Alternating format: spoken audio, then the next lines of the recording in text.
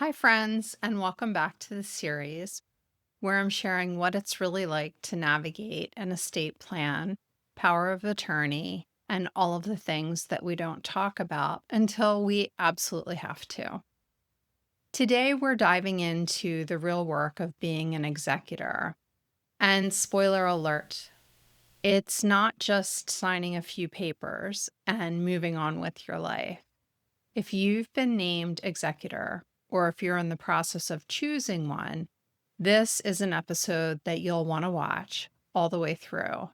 It's one of those roles that people think they understand until they're in it. Here's the reality check.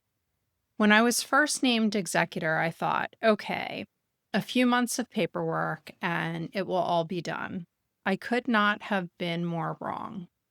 In most cases, being the executor is a multi-year commitment, and it's not just about forms and filings. It's paperwork and grief all rolled into one. You're closing out someone's life on paper while processing the fact that they're gone.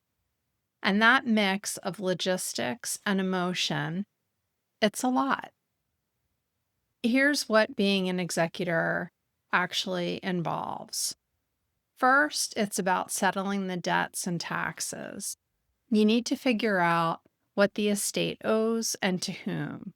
That means notifying creditors, paying final bills, and filing tax returns.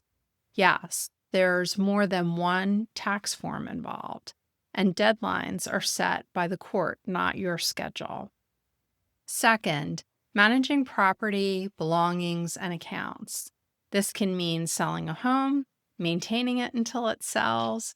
That includes weeding the garden, shoveling snow, depending on the time of year, and deciding what to do with personal belongings.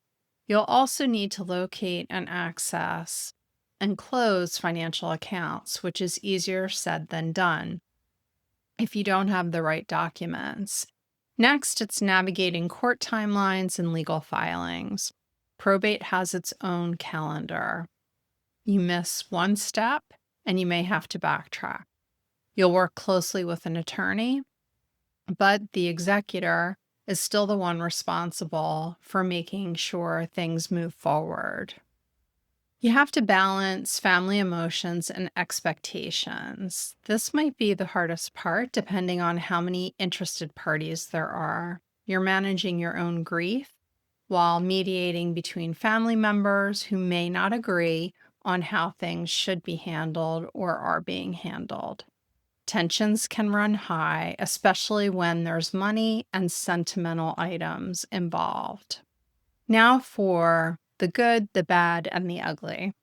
The good is that you're honoring someone's trust in you. The bad, it's time consuming, often frustrating, and there will be days when it feels like you're doing a second job full time. Especially if you're a business owner, you may end up working 7 days a week to close out the estate while you're running your business.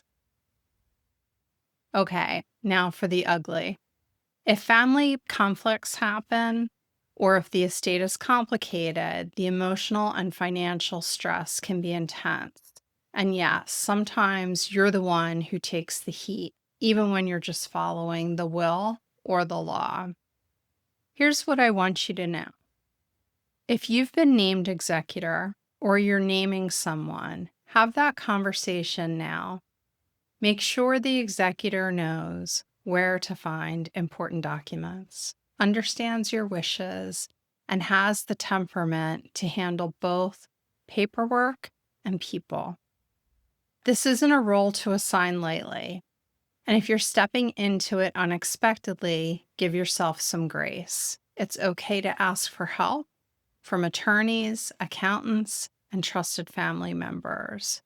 You're not expected to know it all, but you are expected to figure it out. If this resonates with you, share it with your family. The more openly we talk about what's involved in being the executor, the better prepared everyone will be. I'll see you in the next episode when we'll be breaking down the real side of estate planning and contingency planning. so you'll be ready before you have to be. In the next episode, we'll dive into how this experience has changed my own planning and the way that I work with my clients. Take care.